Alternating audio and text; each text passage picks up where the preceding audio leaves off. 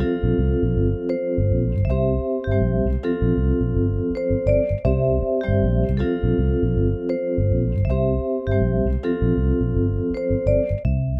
and welcome back to this week's episode of the Draw Pod. It's me, your host, Elyse. In this episode, I will be chatting while painting a collage of some leaves that I saw in Key West, Florida about a year ago. If you're new here, this is a visual podcast where I draw something and chat with you as I go. You really don't have to watch the video to know what's going on, and if you prefer to listen to it on a podcast app, it's available everywhere. If you want to watch the YouTube video, check out my channel, which is linked in the description of the podcast. And if you would like to see the final image, check out my art Instagram at Elyse_draws.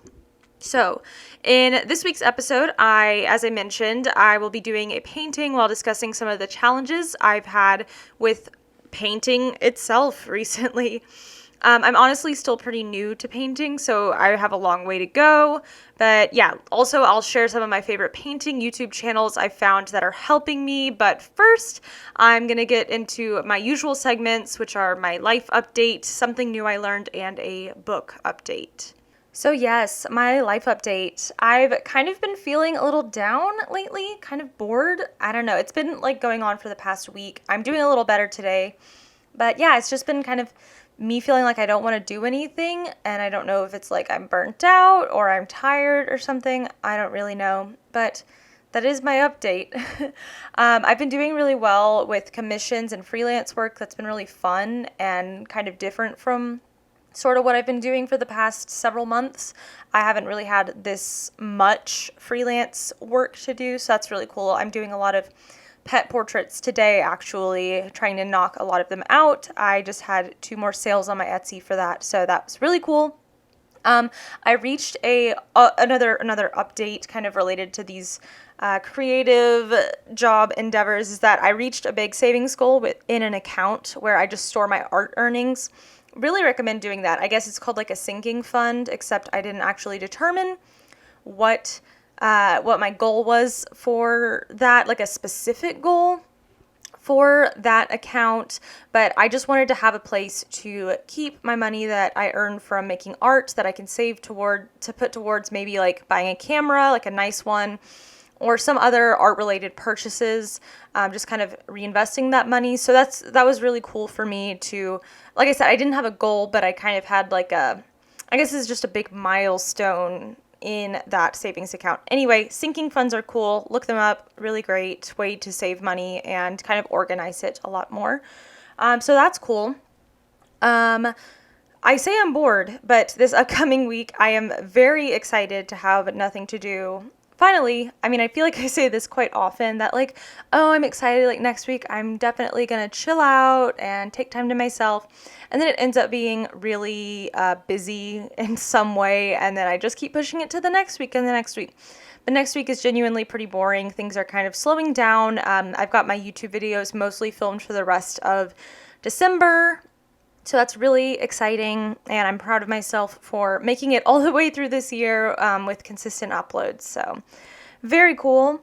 But yeah, the one thing that I do have next week is an interview at a company that I am very, very excited about. So send me good vibes, I guess, when you're listening to this for this upcoming week that you're listening or whatever. Anyway, something new I learned. Here we go. The next segment. I learned a lot about how I have like a whole lot left to learn in painting and in just art making in general. I'm going to get into some of these challenges more later on in the episode, but I feel like I have broken through the initial facade of painting and like that it's easy or whatever. I mean, I never thought it was super easy, but I thought I kind of had this inherent skill of painting, and that's just not true. So yeah, I've broken through that, and I'm starting to be a lot more challenged in my process. I'm willing to take it on, this challenge, but it does feel a little overwhelming at times, and my biggest barrier is color. And you can see, again, I'll talk more about it a little bit later, but in this painting that I'm working on right now, I tried to just stick to having a tube of white paint, a tube of black paint, and 3 colors that are, I guess, analogous. So I did like a lemon yellow, this viridian hue, and then what was the last one? Just like a medium green. And so I really like all of them. I thought it would kind of give a nice tropical vibe to the painting, and I do like how this turned out. But I've been trying to work with more limited color palettes. I think I'm more successful in that, but I'd like to just learn more about color theory. And like, I understand how color theory works, but I haven't had a lot of experience putting it into practice, and I think that's the most important. I'll get to more of this later on. But yes, now for books that I have read, I finished The Alchemist, which was such a great book. I highly recommend it. Pretty fast read, kind of a classic, or like a modern day classic. I don't know, a lot of people think it's a really good book. I think it's a good book. It's hard to explain kind of what it is. It's kind of a bit of a philosophy type book, but it's a nice little adventure that you can sort of get lost in. So really loved that.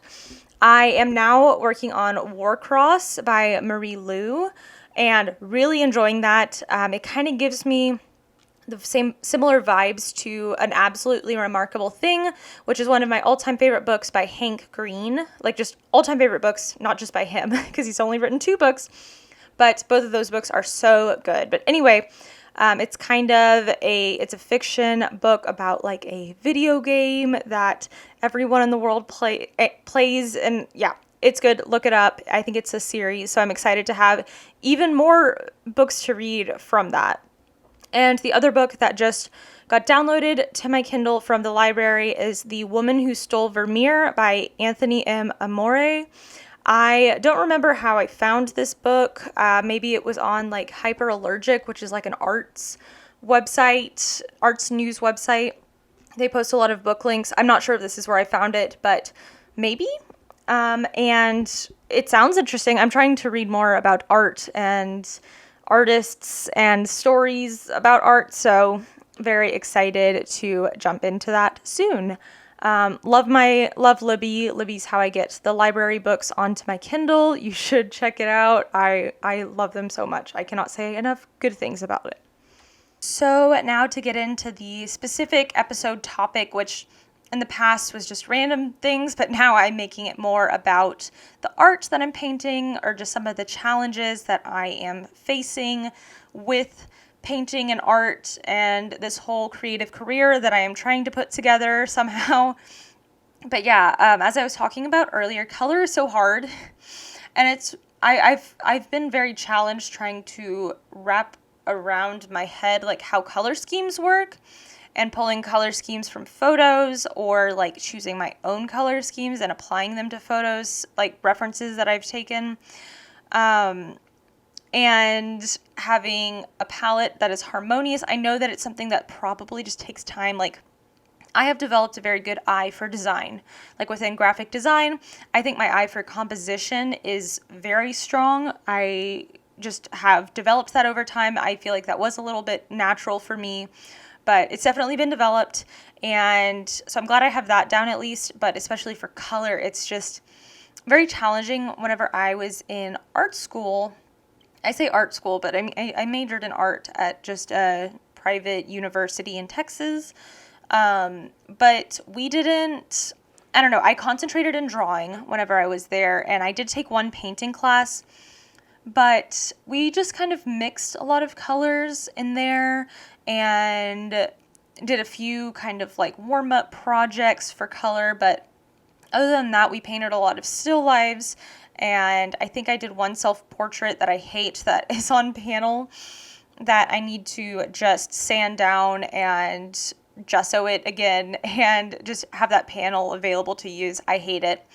Because the color palette didn't really work out that well for me. And yeah, so still lifes I don't really have a problem with. You can kind of choose what you want the scene to look like, but when you're referencing just like a photograph taken of like a landscape or just something else, you have to be a little more creative with your color choices and make sure that they are harmonious. You can't just go in and reference the original colors of the photo. So anyway, my only experiences with color in my undergrad degree were in my design class that I took, like one of my first semesters at school. And that was kind of just basic. Like we weren't actually doing projects or paintings or drawings using those colors that we were learning how they work and mix together. And then my painting class, which, like I said, I was just mostly doing still lifes and not really learning how to reference photos.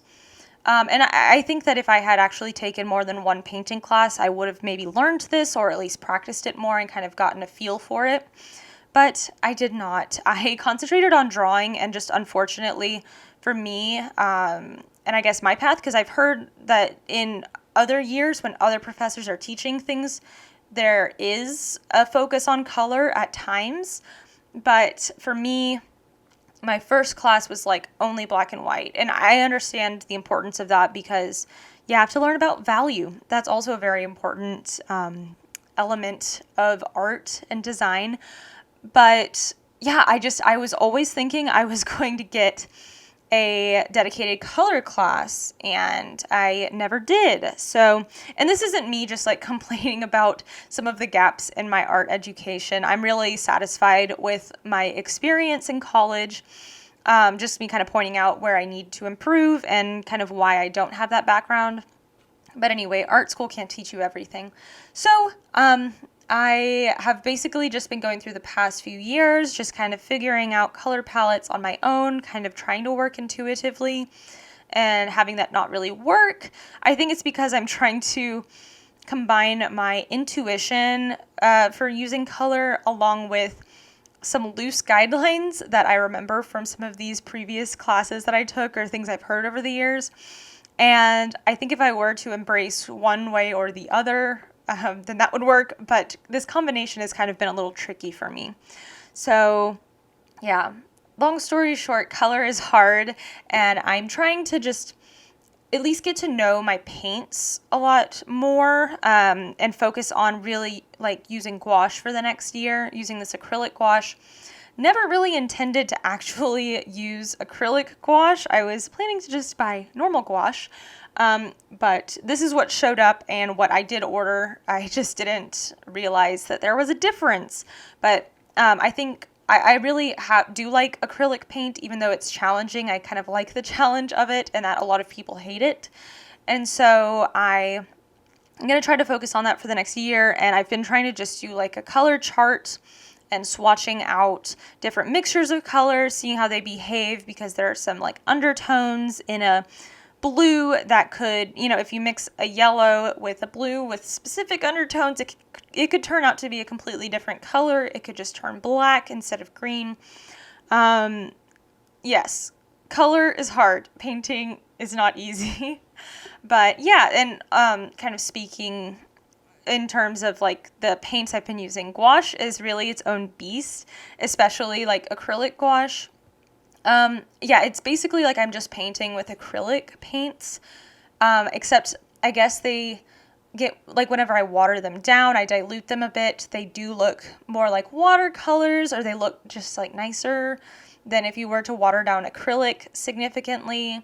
They're better for paper, but they still dry with this nice like chalky kind of texture to them. And I like I said, I really like how they look. It's interesting, like the way that gouache paint is usually used, or like a lot of the times it's used, is to make very like graphic illustrations, like something you would see in like Adobe Illustrator, like some work that a digital illustrator made that's very like flat and simple. And that's just a way to achieve that look, just using paint, because like the paint itself is like very matte. But I'm just like, I want to use it to make these like paintings with shadows and stuff. Anyway, I hope I'm making some semblance of sense. This painting actually turned out to be a lot less detailed than it might look like it is in the video that you're watching. I really simplified a lot of the shapes down to do that more illustrative style, and it was really fun to do. So I'm just figuring things out. If you go to look at my Instagram feed right now, on my art account. It's just like, it is so all over the place. I'm trying to find a style, I guess, or I'm just trying to work in whatever feels right to me at the time and just go with that. And I'm always under the assumption that my style in quotations will figure itself out over time, or maybe I'm just a jack of all trades of some sort. I kind of mentioned earlier that gessoing panels. I bought some panels. I bought and prepared them to paint on. And I did this Thanksgiving blow up turkey painting, like those inflatables that you can put in front of your house for like Halloween, Thanksgiving, Christmas.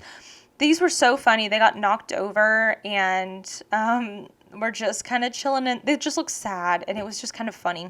So I painted it. That was kind of my wake-up call for that. I have a problem with color, and it was so challenging to figure that painting out, and I'm still not very satisfied with it. But what I was going to say is that it was kind of weird using gouache on panel. I'm probably not supposed to do that. I'm just all about figuring things out myself. If I want to do something and it's apparently not correct or not proper or traditional, I'm like, well, I'm still going to do it. And either I will be right in that it looks cool and different, or I will be wrong, but I figured it out for myself and I taught myself that. So that's kind of how I operate. I still have 3 more panels, and 4 including the giant one that I'm definitely planning on sanding down. And I don't think I would want to use gouache on that because I don't have that much gouache paint. It's a very big panel. Think of like maybe 3 or 4 feet long and like about this like 3 feet wide. Anyway, it's too big. It's taking up space and I hate the painting on it.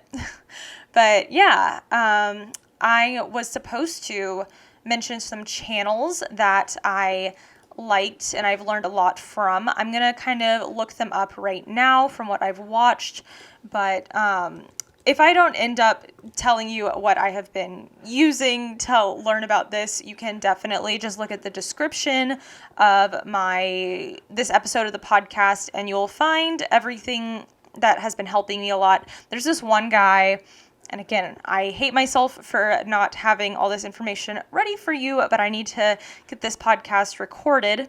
But I really like this one. I've been watching a lot of color-related videos, obviously, because I'm trying to figure out color. But there have been some really good ones about, okay, here we go. There have been some really good ones about referencing photographs. And so James Gurney is the first one that I've learned a lot from him so far.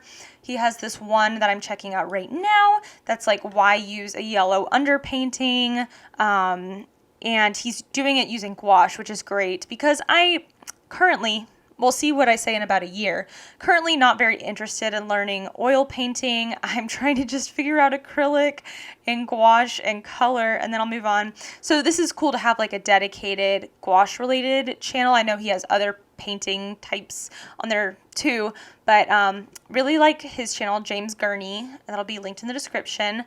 He also has one like painting mindset, chaos engine versus correction engine, and he does this like live painting of a dog. That's just, it's crazy to me. I know people do like figure drawings and figure paintings, but like painting a moving subject is just like crazy to me that's doable, and I will do it someday. But yeah, he was super helpful to watch. I also watched this video about understanding color by Blender Guru. That was just kind of good to listen to in the background of me painting and working. I'm trying to, I guess, like learn by osmosis or something. I also watched this one video called How to Mix Dark Color Without Using Black Paint, because I know that's something I did learn, is that you really shouldn't use black paint straight out of the tube if you're doing something like a landscape painting, because that kind of black just is very jarring because it's not very natural like you would actually see in nature. So those are the 3. Oh, wait, there's one more. Phil Starke. his were very useful. He kind of goes in and tells you about, he breaks down like pictures, or like photos that you're referencing, and then he shows like how to pick colors and how to simplify things. He has like how and why to use color schemes, adjusting values in a photograph, and like learning to see a photograph. So again, these will all be linked, but they have helped me a lot over the past few days and kind of weeks of me approaching color and trying to figure it out.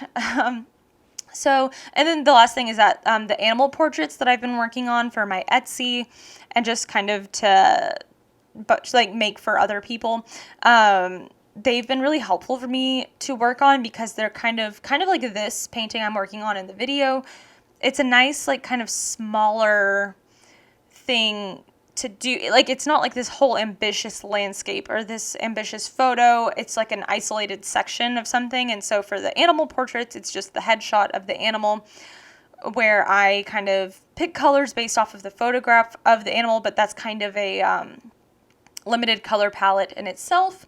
And then I choose a background color that goes with it. And so that's been really good practice for me. So anyway, thank you for listening to this week's episode of the Draw Pod. I'm going to wrap it up here. Make sure to give this video a like or rate this podcast on Apple Podcasts. It really helps me out. Remember to check out the final painting of this on my art Instagram at Elyse_draws. I think you'll like it. I like how it turned out. And I think I'm going to do a lot more kind of in this style or just explore it a little bit more. One of my many styles I have sitting on the shelf. But yeah, I think that's pretty much all I have to say. Stay tuned for a great Redbubble video this upcoming Tuesday. And if you don't watch that, then I'll just see you next Saturday for the next episode of the Draw Pod. Again, thanks so much for listening, and I'll see you next time. Bye.